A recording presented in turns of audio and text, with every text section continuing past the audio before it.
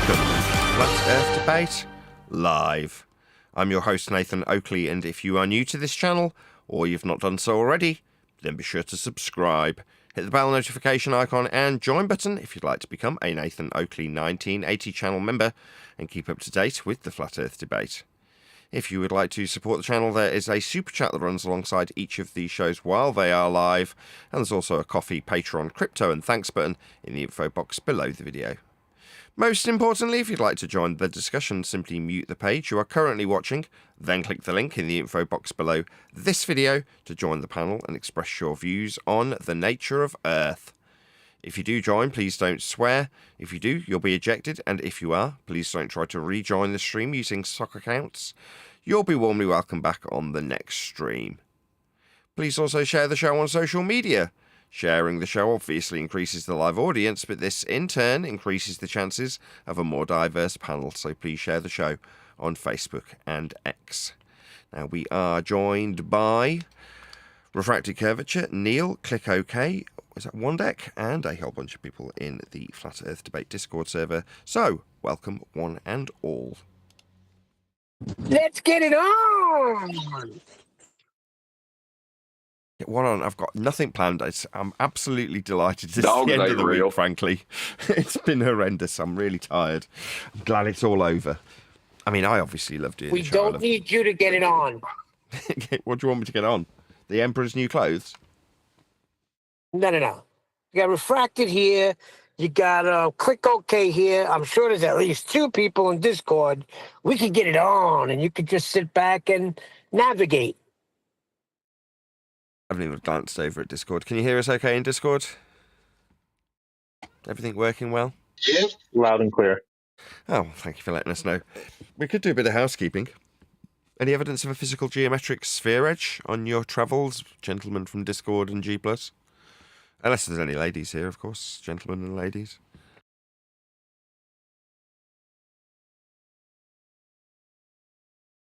Housekeeping questions.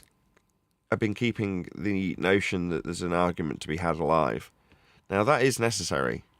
There's one group of people that could easily argue that given that Earth is measured flat and it's been hijacked this entire time, and the only reason you can suggest that there's a discussion is if both sides concede that we'll measure Earth flat and then move forward and discuss whether or not those flat Earth measurements that create a globe make the world that we live on, when we reify the globe model that doesn't exist and no one shows it.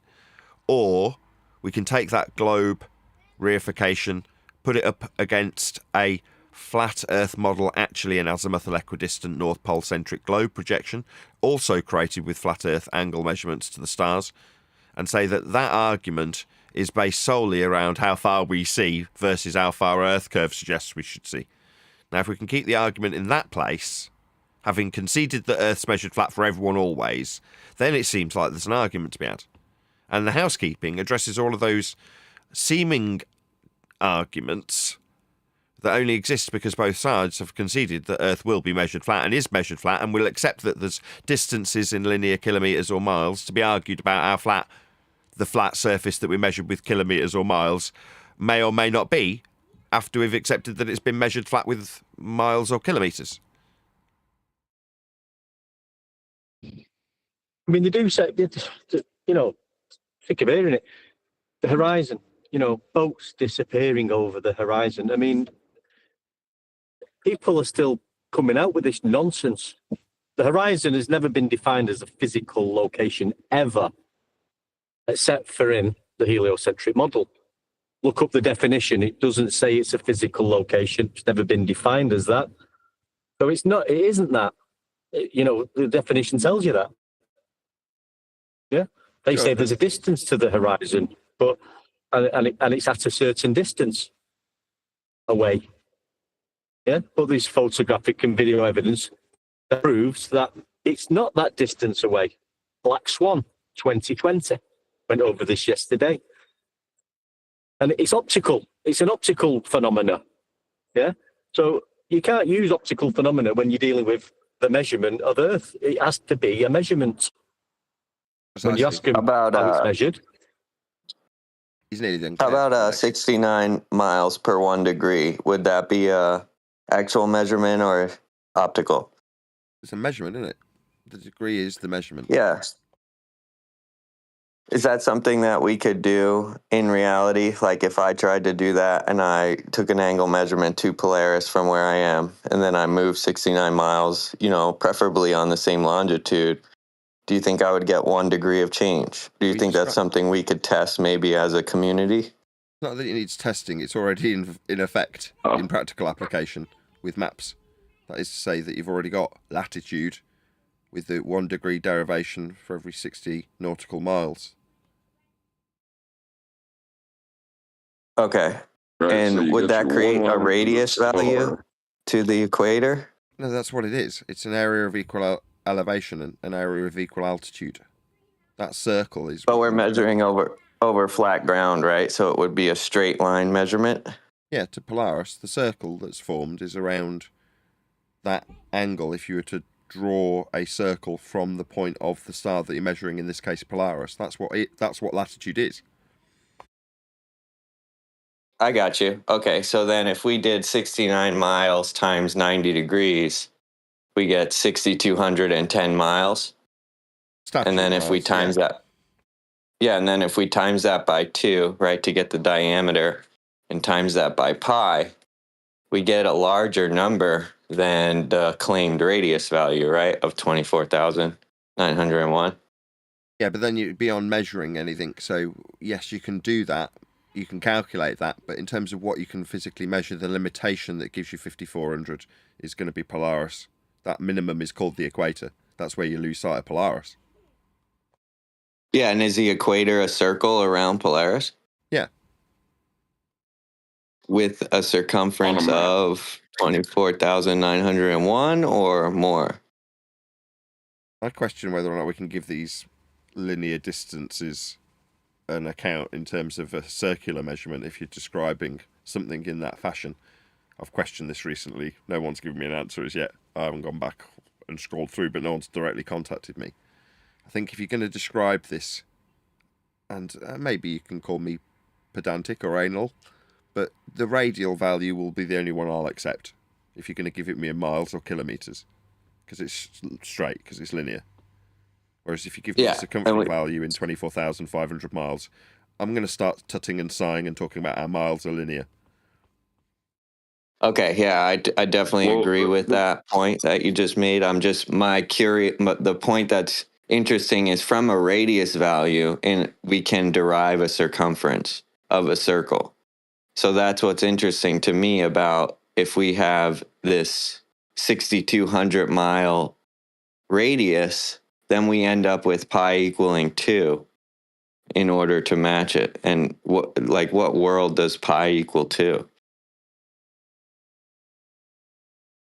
Well, that's interesting, taking the calculation to the measurement. With the initial measurement, you had mentioned an angle, right? Your first line will be from your position to Polaris. What's your second line? 69 miles north, preferably on the same longitude to Polaris. Right.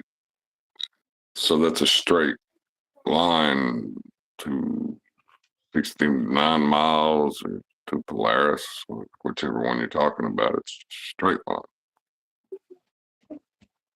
Yeah, I agree. And then when you're given a radius value, a straight line, typically you can derive a circumference in reality. Sure. So diagrammatically, if what we were discussing was Polaris represented by the sun in this diagram, then you can measure an angle to it. And then with that angle, if you imagine that you've got like a high school compass, I think they called them, where you get a pencil in it and then you rotate it around that point, that would be the circle that he's describing, right? It's derived from this measurement. That's what you're trying to acquire is the distance to the GP point below, in this case the sun, but we're talking about latitude, so it's Polaris. But it's the same thing. It's just an angle measurement to a light in the sky. Doesn't matter what it is. I can just write Polaris on this one and say it's the same thing. But yeah, the circle of equal elevation, the area of equal altitude is derived from this measurement. And what John is pointing out is this measurement requires the surface of Earth be flat for you to make this measurement. because it's part of the measurement. Yeah, and it would require pi to equal 2 if it is the case that the equator is 24,901 miles around. What about pi equaling 2? I just know that the angle that you measure in the first instance, the only measurement, requires the surface be flat. The derivation thereafter, the calculations thereafter are kind of, to me, inconsequential. Now, we are practically applying these things when we navigate the surface. Now, if there is a deception in regards to how the world has been mapped and cartographers have created maps, then, okay, I'm sure someone with a greater interest than myself will look into that. Now, speculatively, I'd say that there's a good reason why they've sort of tied the whole world up in a big ball, and that would be the outcome of that is that you limit the potential to find more land. Go beyond the limitations that the globe would suggest we have. But if you're to suggest that it means that pi equals 2, I mean, that's a different way of looking at it, I suppose. But I mean, more power to you. Hold No, on I a hear you. second. Very Are good. You saying, Good. are you saying the reason they may do that is to create scarcity? I don't know. Right. I don't know the answer. I just gave it an alternative, speculatively, what the cartography situation would be in terms of the derivation of values like equatorial or Polaris-based anything or sun-based anything. You start with a flat Earth measurement, and then what we end up with is a globe. We don't live on a globe, but there's an entire Western world religion, nay, the entire world's religion, that we live on a spinning ball flying through a sky vacuum based on the derivations of mathematicians who were owned by the church, in terms of their brain power being dedicated to this at least. You know, it was at the church's behest. And those mathematical musings have now turned into a world that we definitely don't live on. So there has been some gerrymandering of the maps, let's just say. Well, that to anybody who can fog a mirror is bleeding obvious. I'm not a cartographer and wish not to take the responsibility to find out what gerrymandering has gone on. But what I'm suggesting is if we were to, as explorers, if I was a cartographer, go out and accurately map the world, where currently the onus of proof for cartography has been placed on flat Earth, as you say, the world's not a ball.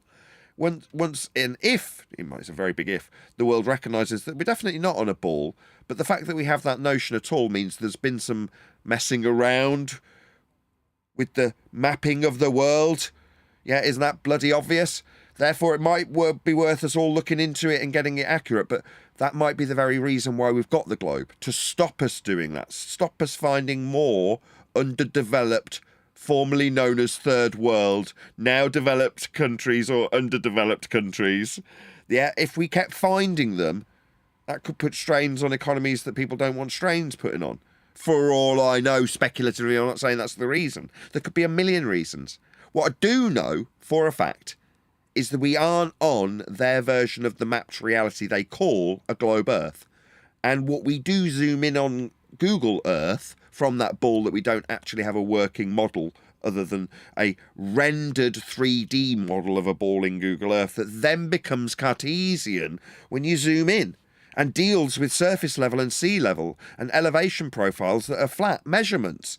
In all respect and in every practical way, Google Earth, both Street View and regular view, are flat because they're based on all of the mapping and modelling that we've done to date when it comes to measuring Earth, and Earth is measured flat. Therefore the maps are flat, therefore the systems are flat, therefore it's all Cartesian without exception. And that's not just Google Earth, that's GPS, and it all maps. Why do you think maps are flat? Now, this is seemingly obvious when I say it now, but this has had hundreds of years of scorn piled upon anybody who points out that the measurements of Earth are representative of Earth. Lest we take the measurements of Earth that's flat and then start suggesting that it's ball-shaped, or how flat it can't be, once both sides accepted that we're going to use flat measurements. Yeah, I see what you're saying. The interesting part is if we check this 69 miles per 1 degree in reality, and then we get the 6,210, then the consequence of that would be reality is non-Euclidean if pi equals 2? No, it doesn't mean that.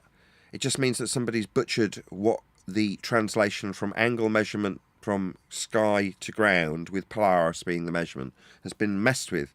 If it's not 1 degree for every 60 nautical miles or 69 statute miles, as measured and utilised in the system we call latitude. Now, if you're saying latitude could be wrong, okay, I'll accept that. It doesn't mean anything in terms of the world being non-Euclidean. These are just concepts we use to describe what is done. And what is done with Earth is measure it flat. Yeah, definitely, with those angle measurements using Euclidean geometry. So I think it would be an awesome idea for the community to come together and we could all 69 the globe together. So we could all test this and see if this is accurate by taking You're this not angle listening to me. measurement. I'll just say it a third time. It already has been checked and tested and used. It's called latitude. Yeah, but you just said that latitude could be wrong. So wouldn't it be cool for us to be the ones that expose that? Could be. So based on Nathan Oakley saying speculatively that it's wrong, it's not me, it's actually you. We should go out and check. Yes. Okay. Yeah, I hear you. Why?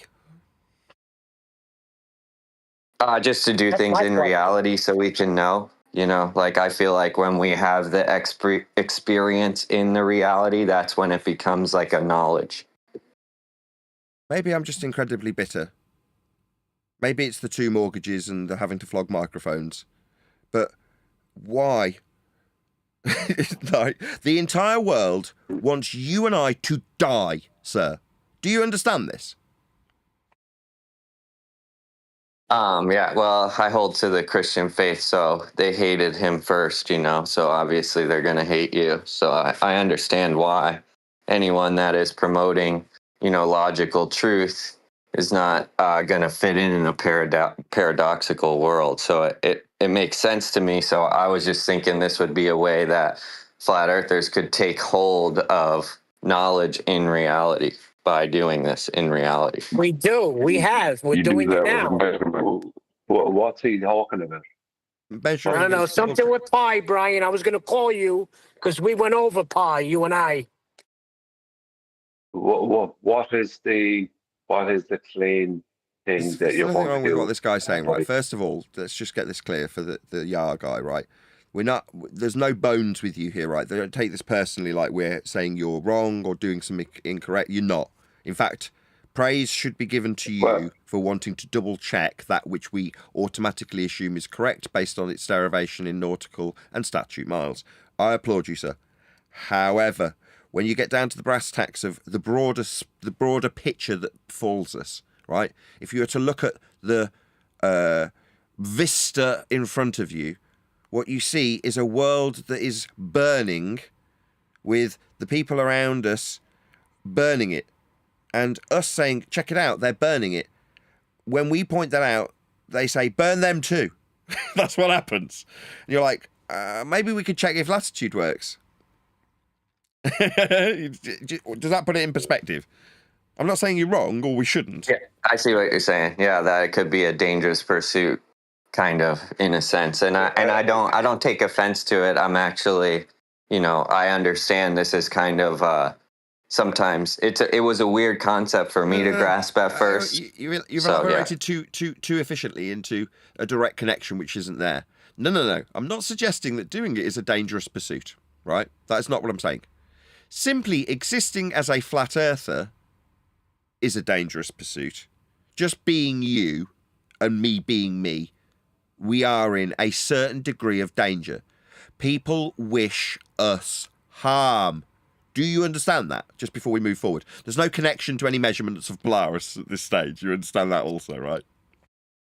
Yeah, I follow Torah as well. So I've been, that's also something that's, looked down upon even in the Christian worldview, I get that. But without any connections to what you want to do in terms of measurement, the bigger picture here is that while we point out Earth is, present tense, that's now, utilised and measured flat for systems like Polaris, yeah? Now, it might be the case that down the road we go, really, we should double check that the flat Earth measurements they are currently using, it's called latitude, whether or not they're correct. But before we get there, people would rather see me dead than acknowledge Go that the forward Earth with- is, as we speak now, present tense, being measured flat anyway. You understand? I have to stop Mercedes here. This is getting out of hand. Did I just hear that that attitude is incorrect? No. The guy's saying perhaps we should check if it is correct or not. And I'm saying, who cares? It's a flat Earth measurement regardless. Well, could I hear what this thing is? Because I don't know what it is yet. Yeah, I'll explain it to you, Brian. If you have 69 miles per 1 degree, right, we could check that, and we would each check that. And if that comports to reality, then 69 times 90 would be 6,210 statute miles. When we times that by pi, we don't get 24,901 like the equator. We get a number much larger, almost 40,000. So this is why, in order to get the 24, real quick, in order to get the 24,901, you would have to change pi to 2, which is interesting because that's a spherical geometry claim.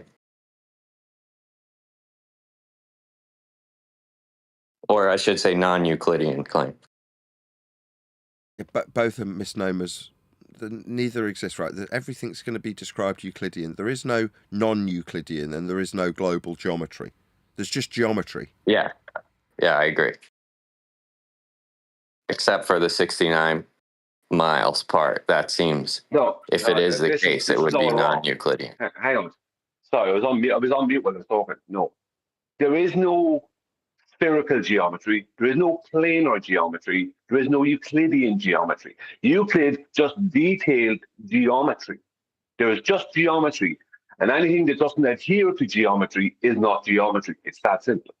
Now, you're saying if we take that 6,213 or 10 or whatever it is and do what with it? Times it by pi to get a circumference? But right, you won't get 24,000, yeah, because it's you're not working with 3959. Yeah, that's correct. Yeah, well, so then. Yeah. So what is it you want to check? Whether it's 69.048 statute miles per degree. That's what you want to check, isn't it? Oh, because the circumference is like almost 50% bigger. It's like 39,000. Yeah, I'm aware of that. I understand that. Yeah. So, did it occur to you that maybe the conversion between statute and nautical may be wrong? Is that what you're worried about? Because just to check the 69. Only somewhere around 19,000 miles is a circumference in reality. That could be the situation. Have you seen the French sailor that's been on the Boat Conspiracies channel, who's gone into sailing and distances via sailing, and he reckons that the conversion rate between nautical and statute miles may have been messed with. I worked it out myself to be about half of it. Instead of one nautical mile being 1.1508 statute miles, it might actually only be one nautical mile might only be 0.5754 statute miles. No way. This is the first I've heard you say this. No, it's not. You just don't listen when I think. I don't think I've ever heard you say that. Check that. I've said it before. Well, Adam's. I've said this in the past. It'll be wasting my time. So I could say something here 1,000 times. And it goes in one ear and out the other ear with you and Nathan. Okay, well, it's the first time I can recollect you suggesting that a statute mile, which is an increase, that is to say 1 for 60 goes up to 1 for 69 if you change from nautical to statute. Well, you're suggesting that it could be, instead of 1 degree for every 60 nautical miles, the conversion to what we utilise and then call statute miles after conversion could be 1 degree for every 50 statute miles. Well, it'd be about half of 69.048. It'd actually be half of it. Half of the 69, half of the converted value. Yeah, to be half of it. So instead of 60, it could be 35, is what you're saying. Statute miles. Yeah, just over 35. Yeah, very close to 35. Yeah. Wow. Something like that. But okay. It's just a bit of a revelation, but it makes perfect sense when I think back to the stories of Brian in the Merchant Navy talking about the Northern Hemisphere journeys being significantly shorter. You'd arrive in port early. And then when travelling the Southern Hemisphere, you'd get these massive delays, and it would take you considerably longer. And the reason it's stuck in his mind is because you weren't allowed to arrive in port early, and there's no way that you'd get the hull speed wrong. It's like, no, this stuff's down to the, it's calculated very accurately in terms of the hull speed. So if you've got the correct distance on the map you're dealing with, how long it'll take. So when you arrive early, it'd be in box manoeuvres. They'd just be going round in circles, basically, to chew up time because they'd arrived early. So suddenly when you say, no, it could be that the conversion's less, you go, yeah, that makes sense. That makes perfect sense. There's plenty of evidentiary, admittedly, circumstantial, that goes along to confirm that in terms of anecdotal information I've had to date. So you go, yeah, makes perfect sense. Brilliant. Well, the thing is that if we're traveling distances, we're putting everything into nautical miles. So the nautical mile distance won't change. The nautical mile distance between the GP of Polaris and the equator would still be, 5,400. It's just the statute mile conversion will be different. But we don't travel in statute miles, we travel in nautical miles, whether it be in big distances, whether it be on the ocean or in the sky. So all nautical miles. Because they're working with latitude and longitude, which comes from degrees. Do you know what I mean? So that's why they're working with minutes of degree, or a conversion of a minute of a degree into a surface distance. Well, when you say it's a surface distance, when you're giving it in nautical miles, what is that? It is just a direct conversion of the degree. All you're doing is referencing how far Polaris has gone up or down with respect to the horizon in terms of where you're measuring it, and then suggesting that that's an arbitrary figure that we've divided it up into, 60. I wonder why. Well, it's nice and easy to divide. That would be my suggestion. But that's completely arbitrary. When you describe that system, if you're like, well, if you're navigating by the degree to Polaris, that would make more sense, wouldn't it? The number ascribed to it by us in our conventions is irrelevant, because it does move with respect to your measurement to it, and that's what you're using to actually navigate. That makes perfect sense. It's a fixed point in the sky. That's why it's being used. Again, after the fact, our conventions with these degree measuring tools is but another convention. So ascribing numbers to it, meaningless. Converting them after the fact, merely there to fudge things. That's it. That's its only purpose. Well, you couldn't guarantee what speed you're flying at. Let's just say in statute miles between point A and point B. You're going to go by the speed that you're given, that you're told you're flying at. There is no way for you to so you could be flying slower than you think you are. Instead of flying 500 miles an hour, you might need to be flying 250 miles an hour. You know what I mean? It's like they can fudge the numbers in any way they choose to fudge them. And I'm not saying the pilot knows different. The pilot just going, we're going at 500 miles an hour when they actually are only going at 250 miles an hour. You just don't know. I'm not saying it's a definite, but I'm saying it's very likely that has been messed with, because if you look at where the globe came from, where they got their circumference from, it's from a circle, and then once they get the circle has 21,600 minutes of degree in it, and so that's 21,600 nautical miles, right? Then when they get the radius of that circle and convert it to statute miles, right, they get 3959. But that's only because the statute mile conversion is 1.1508. If the statute mile conversion was different, was half that, with 0.5754, then they wouldn't get 3959. But what the French sailor was saying is, from what he could gather, is they had to expand the north, make north of the equator bigger in area and south of the equator smaller in area. So in a way, the area may not between the two. The area between the two, the way it's laid out is different. I don't know if the full area is different, but the way it's laid out is different. I'd say the full area is actually bigger. Actually, excuse me, probably is bigger. But the thing is that the conversion you're going to use to go from the nautical mile, the statute mile, to give them the 3959. Well, it's actually less than 3959, 3958 and change, but they rounded it off to 3959. If you go by the 1.1508 conversion, you will get something close to 3959. But that's pre-assuming that is the correct conversion. So we don't know, because what the French sailor said, he reckoned that the equator was closer to 19,000 miles in reality. And he said the Earth was definitely flat. From what he was saying, what he was showing, with all the speeds and the races, there's no way around it, that these things can work on a globe, can only work on a flat Earth.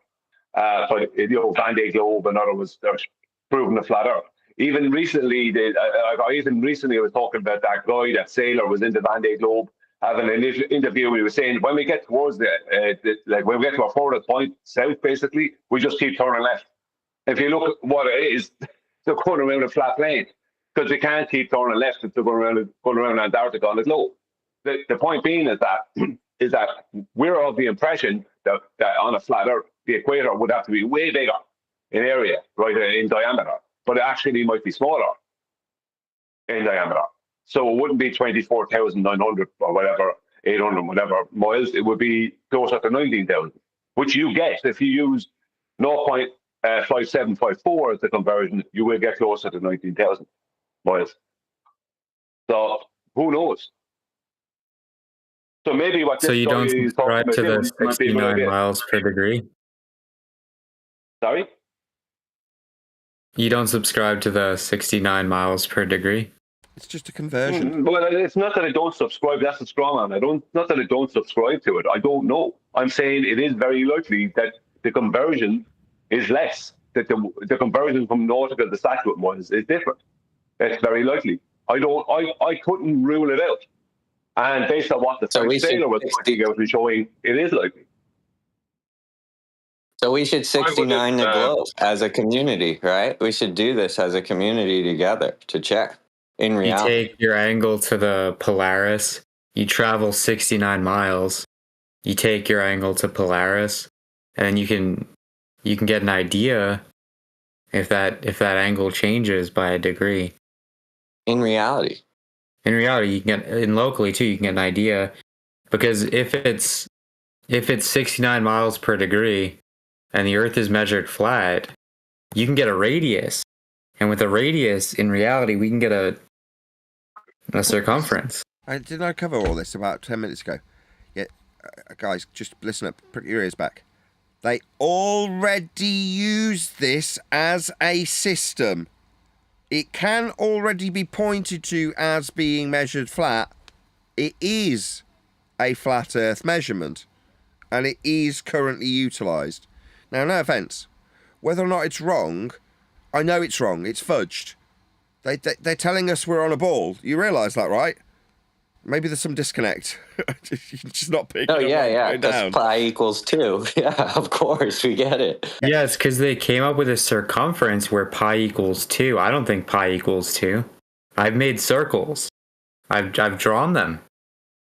Sure. So you're saying the conversion in terms of what we take as a measurement of Polaris dropping to the horizon 1 degree, for what we then ascribe a value for that 1 degree of drop towards the horizon as being nautical miles, 60 thereof, and then convert it to just shy of 69 statute miles. We need to double check whether the statute miles matches the converted nautical miles. That's a derivation of whether or not Polaris drops towards the horizon 1 degree if you move away from it. It's already being used. It's called latitude. Well, how big is the circumference of the equator if the equator is a circle? It's a very good question. But now we're back to the original point where I get yammered over by G+. No, people want me dead, would rather see me drink bleach. But I don't want you dead, Nathan. That's where I came in with this, though. I don't want you dead. No, but people who listen to this show and believe they're on a ball based on these flat Earth measurements that are being used for a Polaris-centric system we call latitude, I don't need to double check it, but that system is in use. Now you're saying, well, it might be wrong. Yeah. If the world appreciated that we're not on a ball, that's bollocks, the whole lot would be a reassessment situation. I know for a fact that we're not on a ball. Everything would be reassessed because we've got from a basic system of a simple star that's fixed being quite useful because it's a fixed point, yeah, to converting that to nautical, to converting that to statute, to creating maps, to taking the circles and making them into square grids in transverse Mercator projections. All of those things, all of those stages, every last bit of it gets kicked to the curb if we are understood in terms of our initial rhetoric. Earth's measured flat. Facts. For the ball, yeah, it's measured flat. Not, we need to check if Polaris is actually giving us the system that's very likely been fudged. Of course it's been fudged. It's been wrapped around a ball. I know it's wrong to a certain extent, but I also know that it's in use and measured flat. That's where it's useful. What if you stick to just the equator? Because then it's a circle either way. It is a circle. The equator's a circle. Okay, so if the equator is a circle, then that circumference is wrong by a lot. Okay, great. And? But the interesting part is I have a... If it is or it isn't, who cares? How does he know that? Well, he doesn't. He doesn't. But he just said he... Oh, I mean, we could do you guys want to do the math together? So if you take 69 miles per degree and you times it... Oh, hang on a second. If you take 69 miles per degree and you times it by 90, what number do you get? Here we got you. How do you know the circumference of the equator is wrong? Because if you take 69 miles per degree, you get 6210, and that would be your R value. 6210 is your R value. And then you get a circumference for that. What circumference do you get? Yeah, you don't get 24,900 miles. That is true. But you don't know. What about if the conversion completely matches that? The actual true conversion, let's just say 1.1508 is not the correct conversion, and the true conversion actually matches what would be a 24,900 mile circumference. Just as flat. Okay, Brian, I can test that because I use Navionics because I live in Florida, so I have a boat GPS on my phone, which gives me my nautical mile of travel as I travel across the ocean or even in my car, because I can use it. So I can compare the Navionics app to my odometer on my car or something like that. And would that help? Yeah, or as long no? as you cross-reference it with the actual measurement of the star. So you want to, ultimately, this is all derived from the Polaris measurement in the first place, right? That's what you want to cross-reference, not your odometer. Yeah. I'm just saying, how do I know I've traveled 69 miles? I would use my odometer or something that I did in reality, rather than just taking it off of a map. Yeah, it would be the measurement. You're going to measure with an odometer to check a measurement you took to Polaris. Yes. Well, he was asking, like, how would you know how long you've traveled or how far you've traveled, rather? Are you able to tell that you've traveled, say, 69 miles? Are you able to tell that in any way? Pardon me. So we're going to measure with an odometer a linear distance in miles, and then we're going to take an angle measurement from a plane of reference to Polaris. Where's the ball in this? It isn't. I don't think anyone's saying there's a ball. Do you think you're able to travel 69 miles and tell that you've traveled 69 miles? I am. You're just not hearing me. These systems have been bastardized into a ball, haven't they? That's where the fudging's occurring. So you're like, let's double check. I already know it's wrong. Well, you're arguing that we measure Earth flat with them. Yeah, we do. That's a fact. So why are you saying it's wrong then? Because it is. We're not on a ball, And along this process of measurement of utilizable things like Polaris, we go from measuring a flat Earth to being on a bleeding ball. So is it wrong? Definitely. Do I need to check? No. But before definitely not a ball. Before I get to the... Yeah, it's not a ball. It can't be a ball. Yeah, thanks. But before we go to check these systems that are utilized in those systems, first we need the world to appreciate that it's measured flat and utilized flat and dealt with flat. Because otherwise, the people that are telling them, well, maybe the Polaris system that we measure flat is wrong, yeah? What's their attitude? Oh, yeah, they'd rather see me dead. So this is for what exactly? This is where I started.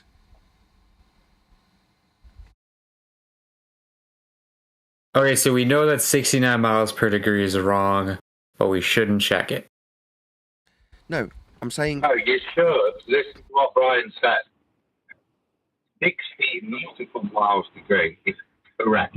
Now, you want to convert that, that's where your problems are going to start to occur. Because in different points, and this probably adds to what Brian said, from what we can see, the rate of ratio between a nautical mile and a land mile varies depending on where you are. To the point, the ratio will be shrunk somewhat in the south and expanded somewhat in the north to mitigate for, as Nathan was describing, the ability to stick it on the ball, these black maps. And in doing so, a land mile in Canada is different to a land mile in Central America or South America. From the understanding that's been given to us by the French sailor Earth, his analysis of the data of the nautical mile maps and then application to land miles demonstrates this variance in the ratio between a nautical mile and a land mile. I think I understand what you're saying. The mile is like this malleable thing, like it changes in Canada, South America, middle or regular America. The ratio. Adam is saying that Adam is saying, well, based on what the French sailor was saying, that the ratio, they changed the ratio, which they do. They admit that, like, basically, they have to change the ratio as they're claiming an oblate spheroid. So they must change the ratio when they're claiming that, even though geometrically they don't have an oblate spheroid. Geometrically, they just have a sphere. But they must mathematically change the ratio. Like the length of a statute mile is not different, right? What's different is the conversion between that and the nautical mile. That's what's different. Now, I'm not claiming, and no one here is claiming, that 69.048 statute miles is not 60 nautical miles. But I can't say for certain that it is, because based on what the French sailor was saying and other stuff I've looked into, it's very likely only half that, or it's as Adam was saying, maybe they changed the conversion at different places, so we don't fully know. It's probably correct. Whatever the conversion is, probably holds true out to the equator, but after that, it's hard to know what will happen. Because the south is where they've obviously had to manipulate that a lot. The point being is, we don't actually know. That's the truth. We don't actually know for definite if it is 69.048 statute miles per degree. Okay, before you respond, guys, from Discord, right? Do you appreciate that there's now a disconnect? So Brian says, we don't know, we could check, it might be right, it might not be. It seems like the conversion's incorrect. That's where your odometer doesn't change what a mile is, but the conversion from nautical to statute is where your map scales will alter as you move along them, based on the grids and the circles that are derived from polaricentric measurements. Right, so with all that being said, I'm saying something different at this point. I'm saying that, notwithstanding that it could be wrong, I don't see it is that productive where we are now to focus on that. Now, I'm not saying that don't go out and do that, don't go and check it. That's not what I'm saying either. If there's somebody out there that goes and, I'm going to go and check this, more power to you, good for you, I'll be right behind you. I'll commend you, I'll prop you up, great. But I wouldn't suggest, if someone was at a board meeting with me, well, what do we do? We're flat earthers, this is company flat earth, what do we do next? Is the next thing to do check whether a latitude's correct? No. All of that will need throwing off the table at some stage if the world appreciates that they've been deceived in terms of us being on a ball. And the majority of the world do believe they're on a ball. We are in a very small and isolated group. So there's a disconnect between what we as the hated, disconnected small group can do versus what the world, A, perceive us to be doing or should be doing, unaliving ourselves in most instances, yeah? And convincing them of the reality they actually deal with on a daily basis first, so that we can toss it all off the table, and then a reassessment from scratch would be necessary. Not just check Polaris, check it all. Every map. Where we get told as flat earthers, where's your map? Suddenly the whole world says the same thing. Because that, where's your map, is everyone saying, I want to stick with the status quo of these fudged, messed up, distorted, wrong maps. Because it's easier. We've been using them, they work, right? Well, let's just stick with that. Where's your better version? If you say it's wrong, that's the attitude currently. Whereas the where's the better version needs to be sung in unison by everyone and not aimed at a group that is being told to unalive themselves, because that won't get us anywhere. Yeah? Yeah, but Nathan, you're missing something here. There we go. Right. What am I missing? When I pointed out to you, you're going to go, oh, of course, right?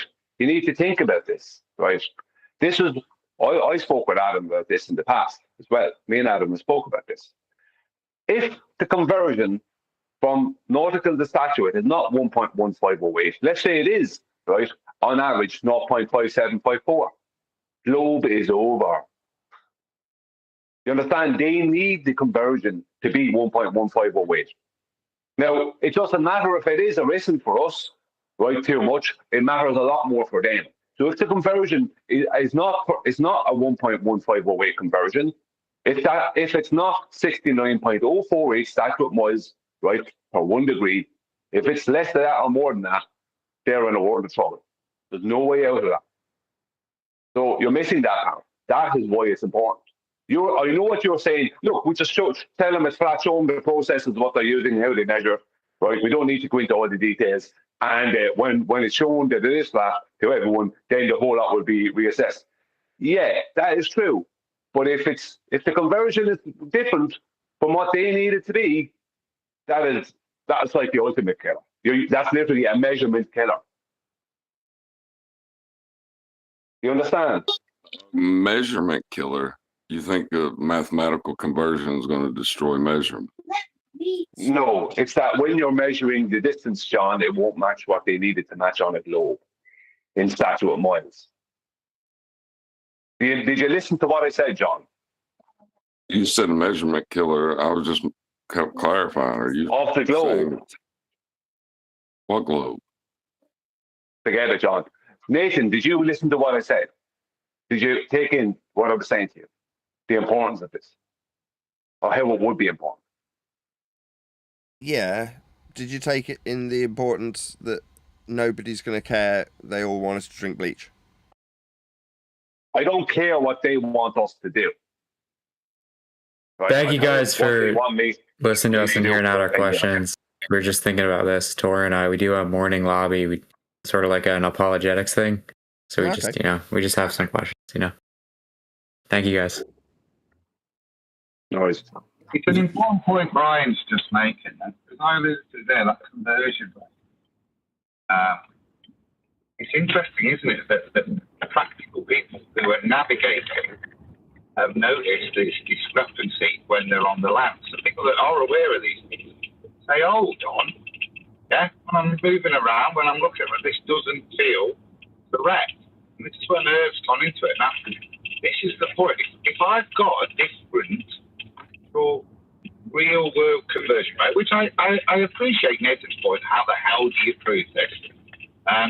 But actually, if you can show this in a small way, the whole construct falls apart. And like I said, it's apparent to me, and people like Irv, when you're looking at this, that this is how the stitching together occurs. One way to do it is to keep those nautical miles, but then express everything in land miles and change the ratio. Stitch your football together a bit better. Yeah? By manipulating only small amounts over large distances need to be changed to affect what's required. And as Brian says, if you can actually demonstrate that, that is a fantastic ball destroyer for geeks like me and Brian. Would the odometer on my car then recognize that if I brought my car to that area? Yeah, This is what Herb's been saying. Yeah. So he's been saying, look, go and do this. You can do this. You can actually just put a bit of string on the map and it will demonstrate there is this disconnect between the distance you drive on the land, yeah, and what it's like at sea. Now, it's very difficult on land because roads aren't straight, are they? Unless it's a Roman one. Roads tend to be windy. You can't just go 60 miles north or south and see if Polaris drops by a degree. You can on the sea, but that you physically can't do based on your odometer, can you? On land, it's just not. You have to trust the map. Drive 1.4 miles to go 1 mile straight line distance toward Polaris, and the only way you can verify that is by trusting the map. Good point. Yeah, I see what you're saying. Except the I-95 in Florida is pretty straight because there's no like hills or anything it has to go around. So it goes all the way from New York. There you go. That's a practically applicable version where your odometer can infer the linear distance along a straight road with very little relief. Then perfect. Yeah. Then you've got something. You get your sextant out. You check it versus what Polaris is doing. At the start of your journey, you click your odometer, you measure your 69, and then you stop and you measure Polaris again, and you see if it matches up. And that's something that's practically applicable and useful, and yeah, I get it. That's double checking whether or not, well, does it actually match the statute miles? Because if it doesn't, Brian's absolutely correct. There's some gerrymandering of the conversion that needs to be done in order to change flat circles into stuff that has some spherical access to it. Yeah. Yeah, and it's catchy too, right? We could all 69 the globe together. It would have to be a direct north to south road. Otherwise, it makes it more difficult. Nice. You know what I mean? Yes. Hey, can we talk about rockets in a vacuum in a minute? John was moaning in the pre-show that this discussion, the argument that was had yesterday regarding diverging tangent planes, requires that we ignore that you need a tangent plane in the first instance, and it is akin to arguing about how rockets work in a sky vacuum when the argument is X rather than delta X. Delta X being the inclusion of a sky vacuum to argue about rockets being in, or in this case the inclusion of a flat plane that needs to be described in the first instance to have one that's not parallel with it be described after the fact. Therefore, we're into delta X. Was that a reasonable summary, John? Yeah, fair enough. Yeah, that's just John trying to hijack my point. That was my point. That was my point yesterday. And now John is trying to hijack my point. That's all that is, to try and make himself valid. There's no valid for you, John, in this. There is no valid. You either concede to your bad behaviour or don't. I don't care. There's no valid for you in this. What are you talking about? The point I made yesterday, right, that you agreed with, you then tried to hijack it, and now you're trying to re-hijack it. That's the point of what I was saying. Something you're fully aware of. Your point was one tangent plane or two tangent planes? I can't remember. My point was, it showed that you can't have a tangent because there's nothing to have a tangent to. Now, if you want to continue playing dumb, then I'll treat you like you're dumb. No, I think that's... So you had two tangent planes disproving that you could have a tangent plane, right? Is that what I said, John? Do you want to go through exactly what I said? You would take a tangent plane at one point. Do you want to relay exactly? Sure. Do you want to relay what I said and then go through the implications of it? Thank you. Okay. So if you had one tangent plane on a sphere and you took a step forward and had another tangent plane on a sphere, they diverge. Is that what I said? Is that exactly what I said? Because I'm sure I said more than that. I'm about to wash my hands of you completely, John.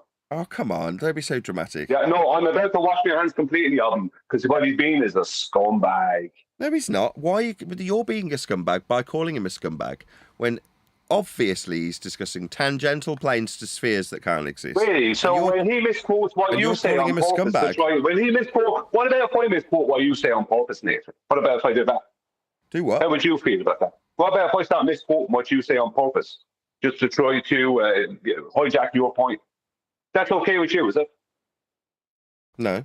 I haven't suggested that's what the issue is. The issue is he's trying to, if you're correct, misrepresent you, but you're just calling him a scumbag in response.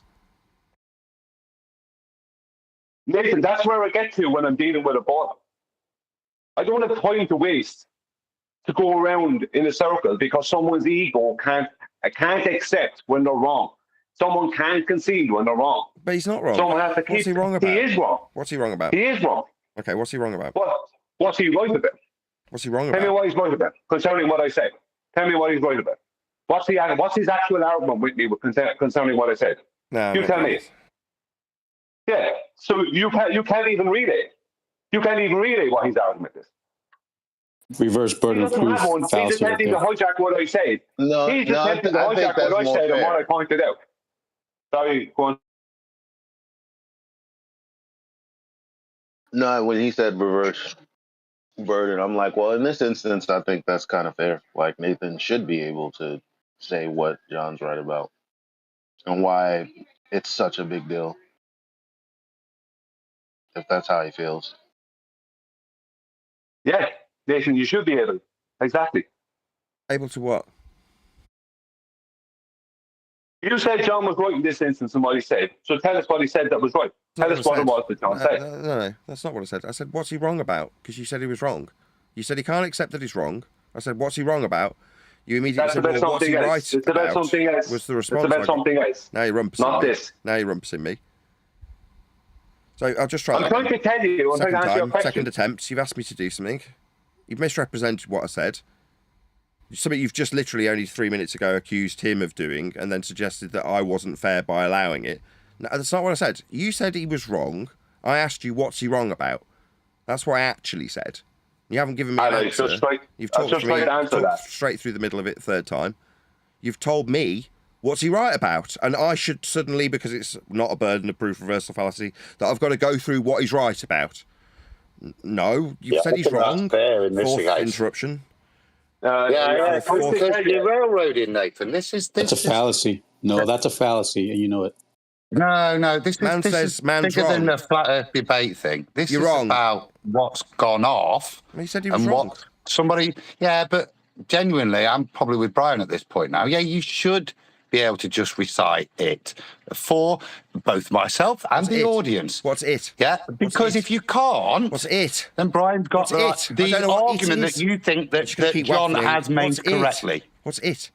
I should be able to recite it. The argument that John's brought to the table now that you just introduced on his behalf. There was no mention of an argument. Relevant. There was no mention of an argument. So I can't now you're going to rumpus me. Yeah, because there was no mention of an argument. He's just not listening. Yeah, I can understand why, because you're on a sticky wicket here. He said he was wrong. I asked him to clarify. Fifth time I've been interrupted. Fifth time. I'm trying to tell you, but you won't allow me. You say no, you didn't. Now you're just lying. Now you're lying. You won't allow me. Now you're lying. Now you're a liar. Listen back to it. Don't lie to me, Brian. I'll eject you. I'm this close to disowning you, Brian. You're just rumpusing me and lying. Can you shut up? Can you shut up? I wouldn't my fuck shut up. You just call me a liar. You are lying.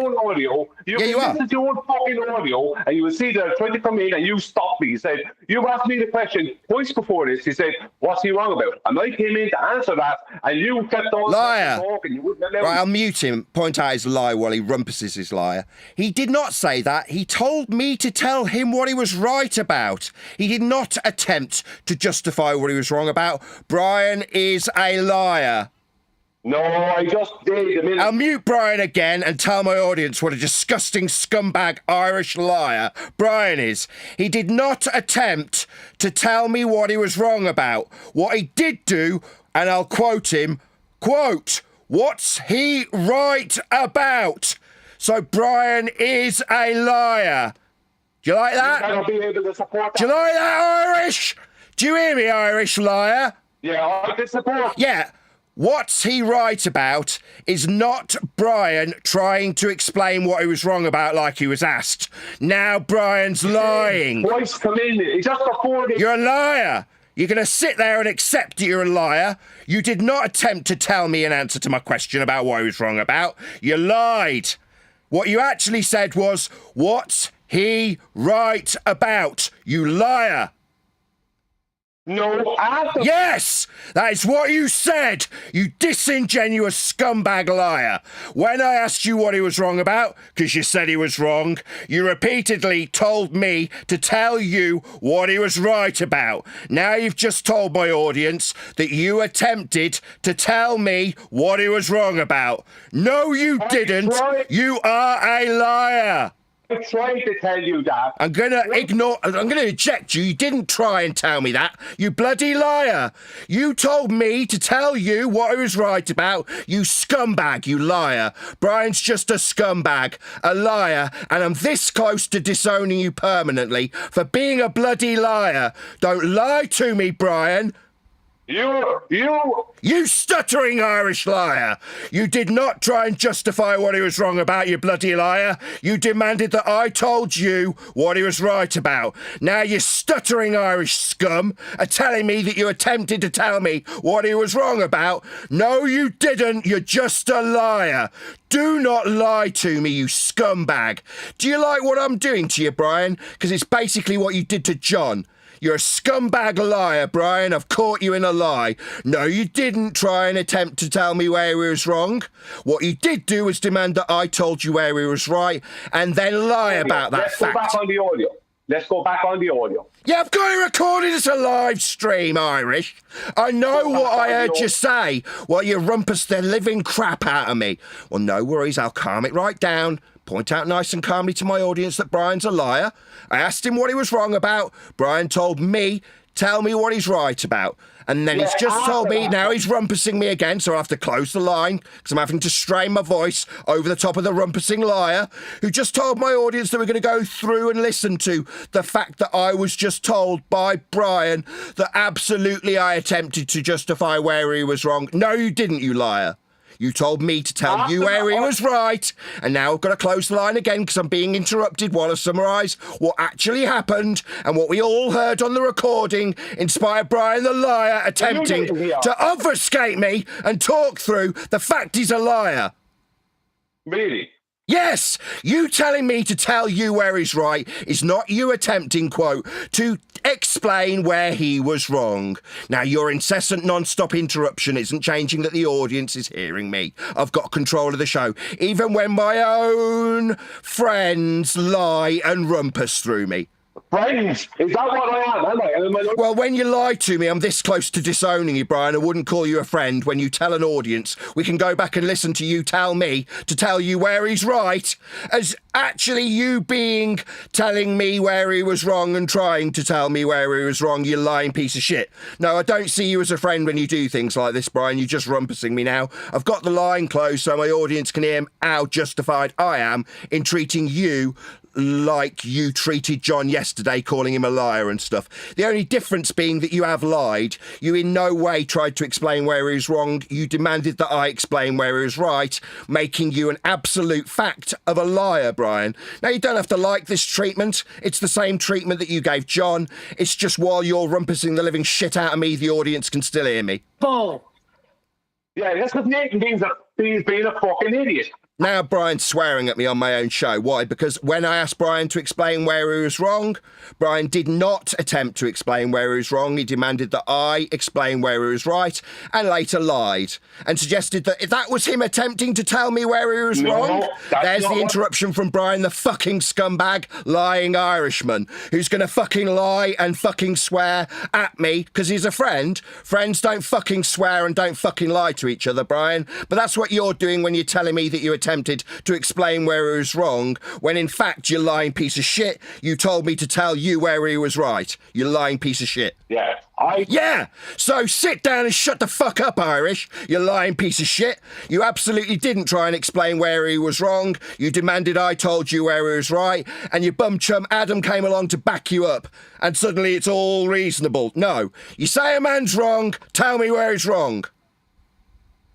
Twice after I said to you... So you tell me he's wrong, you're going to explain where he's wrong.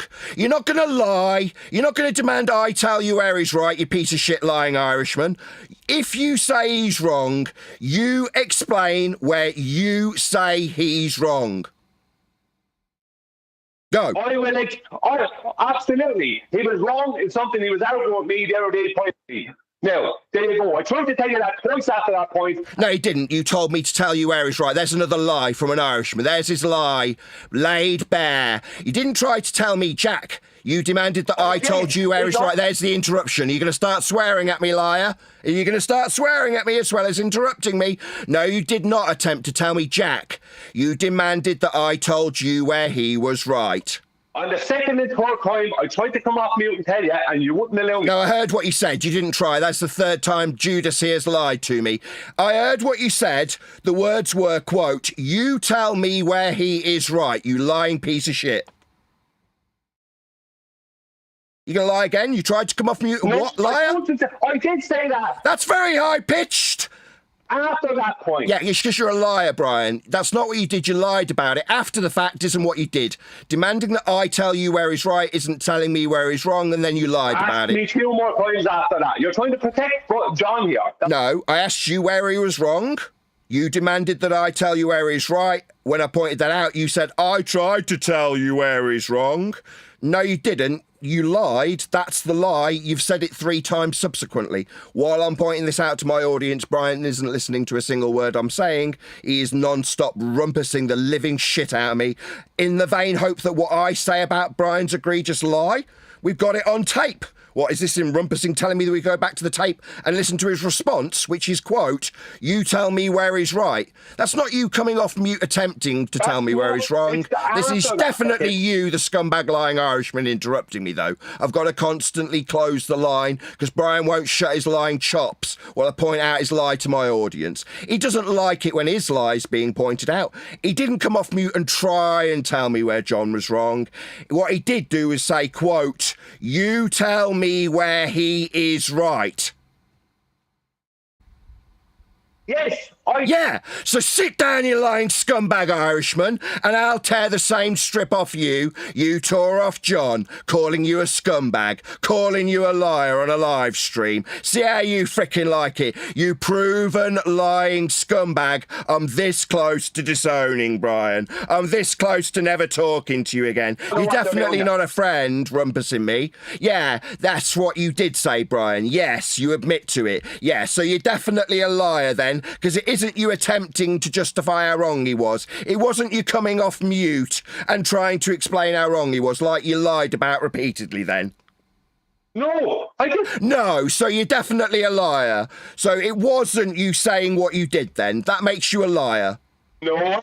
Yes. Yeah, you telling me to tell you where he's right isn't you attempting when you came off mute to justify how wrong he was. You lied, Brian. Not something friends do. I never denied that.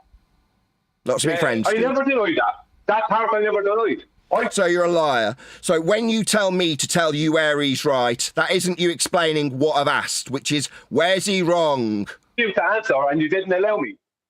Yeah, I did. You told me to tell you where he was right. That's another lie. Brian saying I didn't allow him time to answer. I heard your response. It's on the recording. Where's he wrong? You tell me where he's right. Brian's got to continually lie now. Was that me not giving you the opportunity while Brian incessantly interrupts me? I've had to keep G+ line closed because Brian has interrupted this stream from me non-stop, like he interrupted John non-stop yesterday with his non-stop incessant rumpusing. Still Brian's interrupting. Yeah, Brian, you're a liar. Okay. Was it about the 69 miles per day? 1 second, and I'm interested. I have not denied at any point that I asked you, after you asked me what was he wrong about, I asked you what was he right about. I never denied that. It's after that point, you asked 2 more times, Brian, what was he wrong about? And I came off mute to actually answer you, right? Because it was something that you obviously weren't aware of, right? A situation you weren't aware of, and you didn't allow me to speak. That is the absolute fucking truth. You can go back on your fucking audio. You can see it. You can see it coming off mute. You don't need to be calling me a dirty scumbag Irish lawyer or whatever the fuck I get it. call me. Because Yeah, you yeah. at this point is the one But who's you're being sweating dishonest, now, right, Brian? not me. Stressed out, right? Like John was with you yesterday. There's no need for any of this, right? Fuck John. Fuck John. Yeah, you can get all stressed out of me, John. And your treatment of him yesterday, calling him a scumbag liar, is why I've just treated you in the exact same way.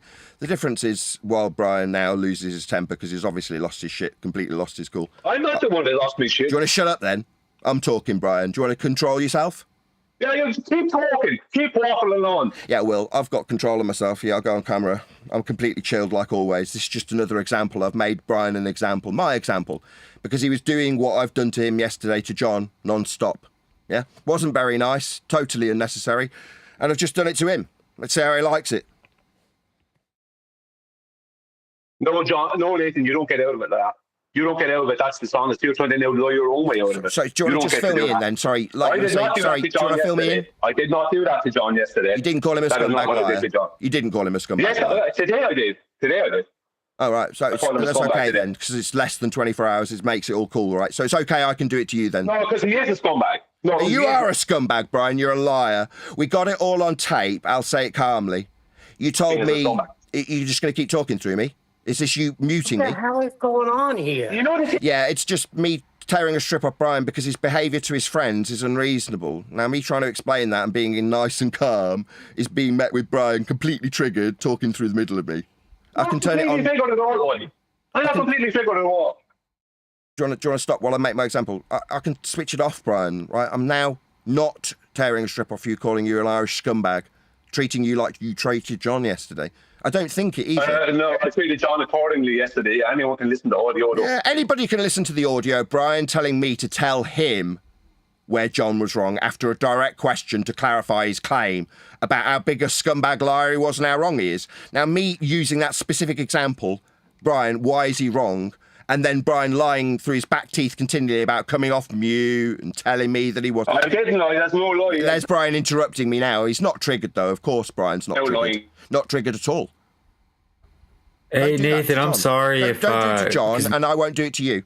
Now, I don't actually feel that way, but you do actually have that disdain towards John. Fuck John. I'll do whatever the fuck I like. I'll do whatever the fuck I like if you lie to me about what you are attempting to do and justify your scummy actions. When you're telling people that they're wrong and I demand that you explain how they're wrong, and you don't, and then lie about attempting to do it repeatedly, I'll call you a liar, I'll call you a scumbag with total justification, Brian. And all you'll do is try and talk through me?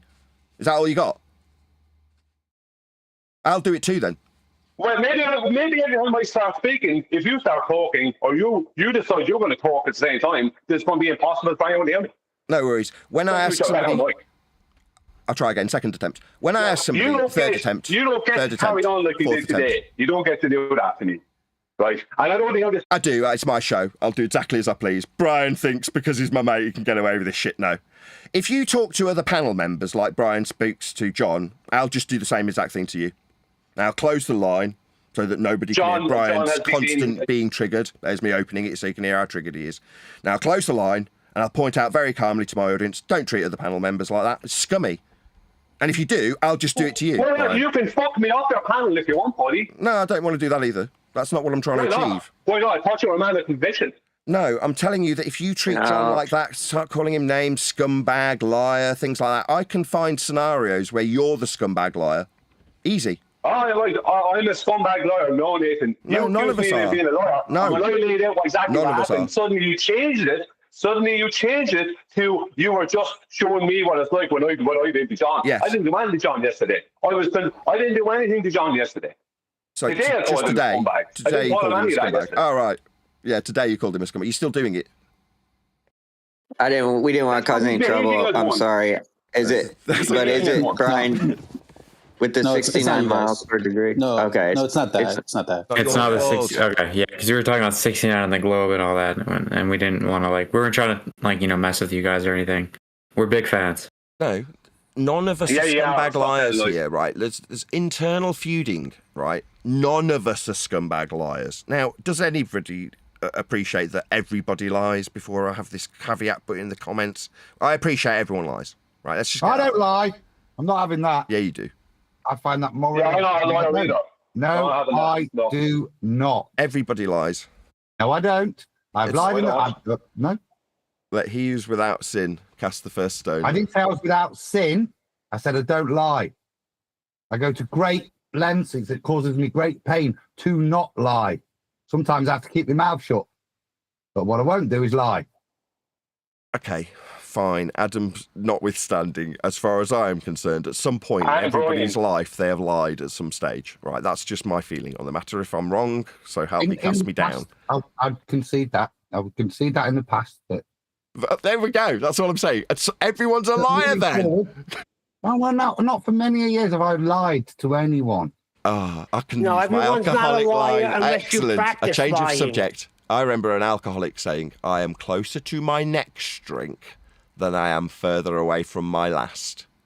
Fine, I think he's trying to say, like, just because I was sitting in the past doesn't mean I'm sitting right now. You know, I'm not that doesn't gonna mean I'm a anyone habitual approach it. sitter. It's a lifestyle. I'm trying to make the opposite point, like Brian yesterday, and he was robbed from him by the bastard John. How dare he? Scum. My point, none of us are liars, right? We're not liars. That's my point. Wash it away like that. I'm not doing that. I'm saying none of us are liars. None of us are scumbags. And if there's a perception of smugness, let's just say, that doesn't make John a scumbag, right? But you're taking it to an extreme that isn't necessary. He is behaving as a scumbag. You don't know what the origin of this was. The other day you weren't there.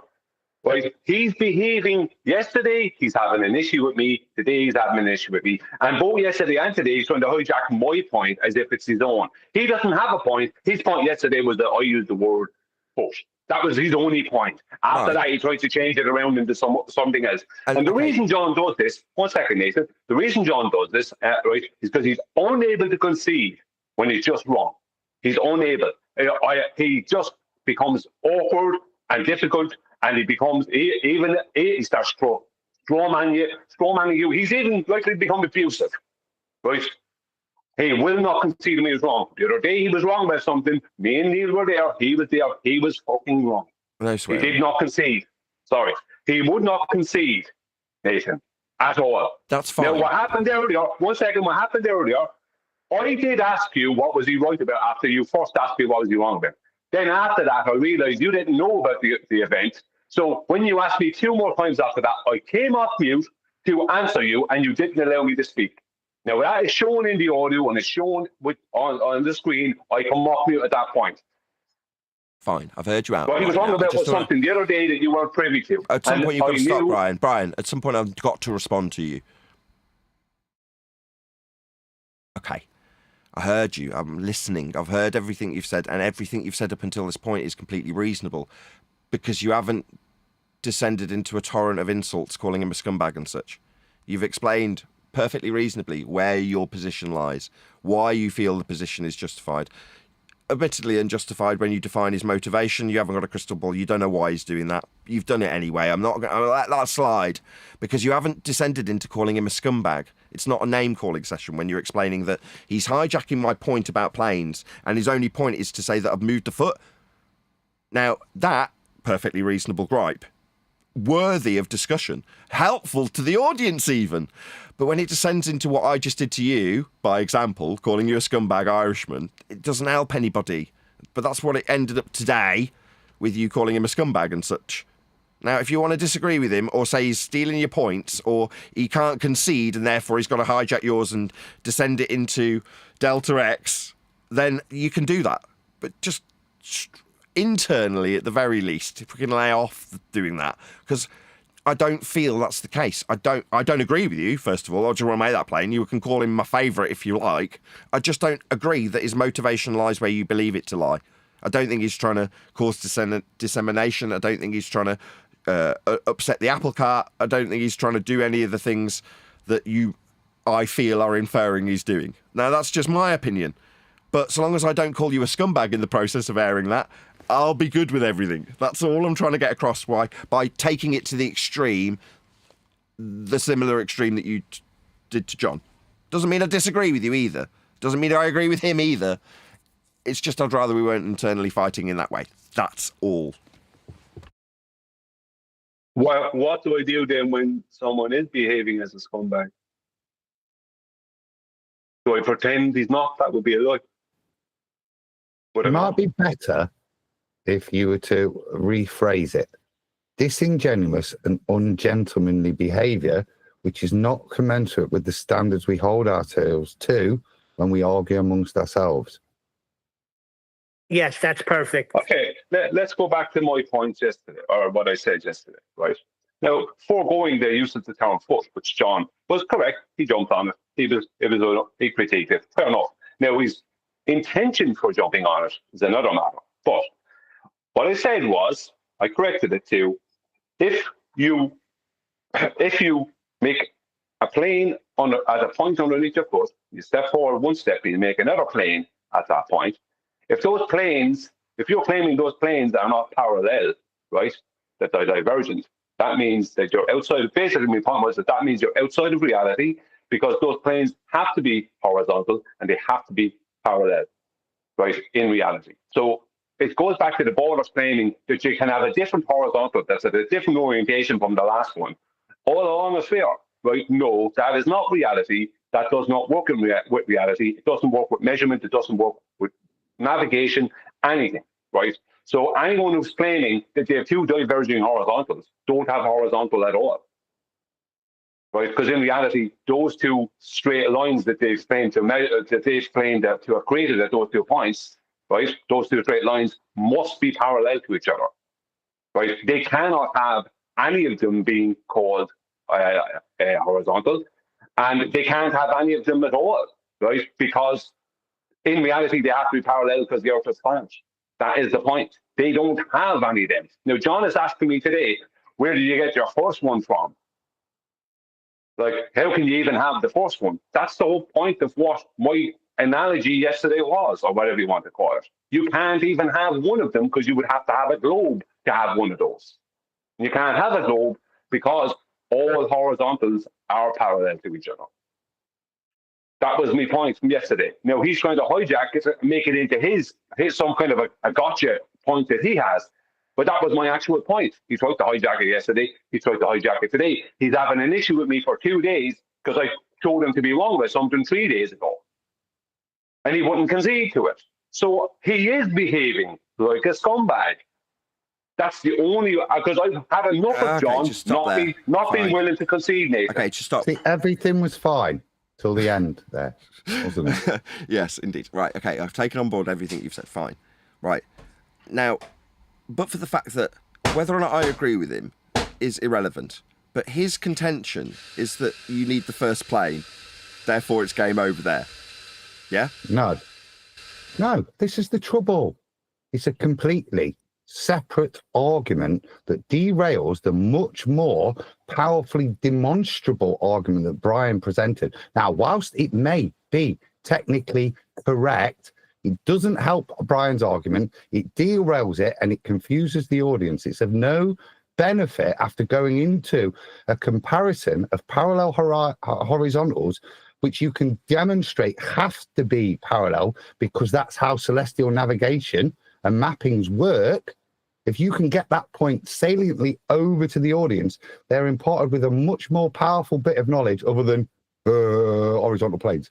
Yeah, which is very dubious. Unless you've got all the previous information, that statement that John summarizes it to as a separate point, which isn't necessarily related to cartography per se, yeah, this just disrails it, and it completely misses Brian's point. It completely makes the audience miss the powerful point with great detail and facts from Brian. It derails it, and it's taken into the derivation of a unit, which is a fine valid point, but separate. Does 69 miles per degree comport to that argument? We don't need trolling. Yeah, listen to me. It's not Everything would troll. be It was fine just if Nathan wouldn't have favorites.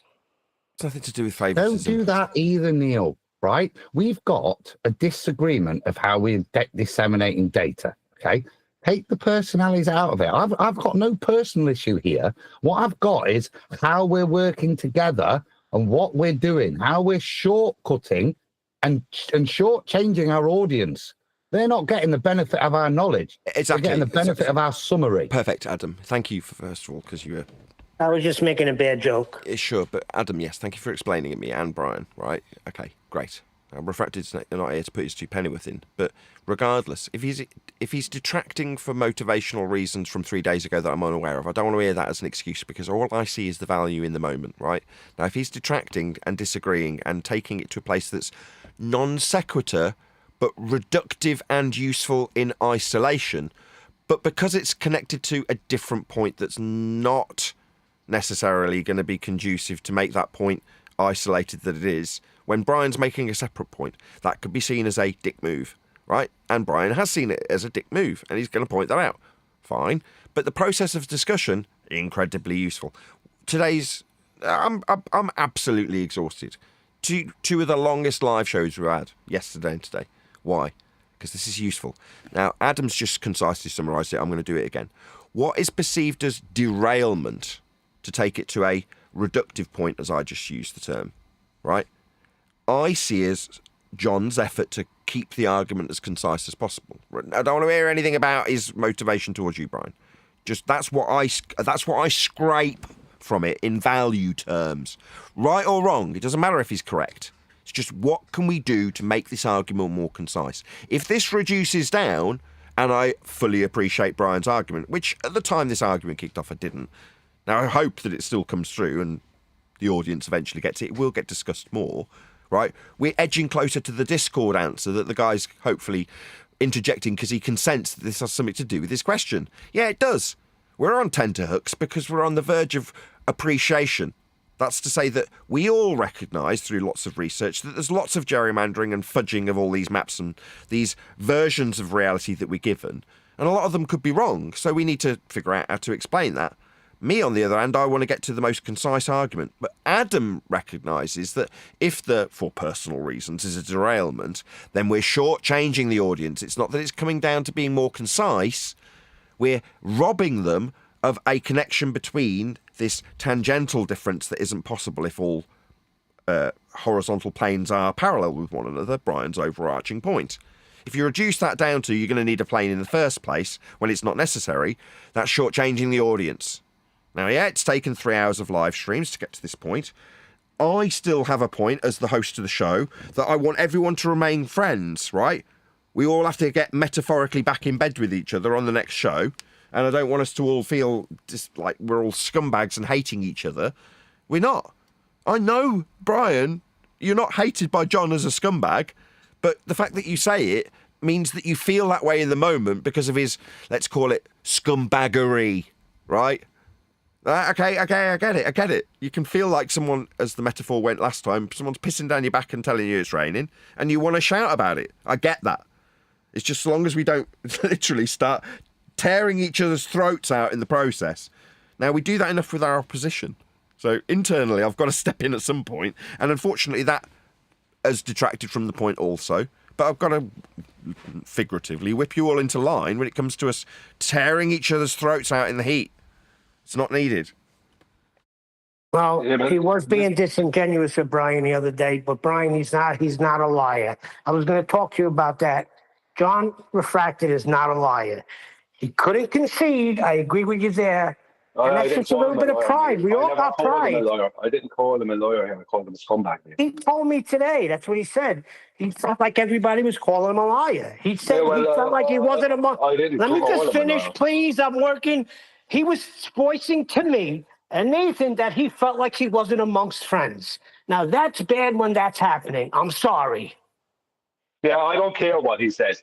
He has a personal issue with me from 3 days ago because I showed him to be wrong about something. He didn't have, right, his ego, his pride, whatever, would not allow him to concede. This is not the first time I dealt with that with John. But that's pride, Brian. Yeah. Hang on, right? But that's not my problem. I deal with that enough with the ballers, right? People. I can't expect, right? I can't expect honesty out of someone else, and for someone else to concede if I'm unwilling to do it. So I do concede when I'm wrong. But he won't concede. He was wrong, he wouldn't concede. It wasn't the first time.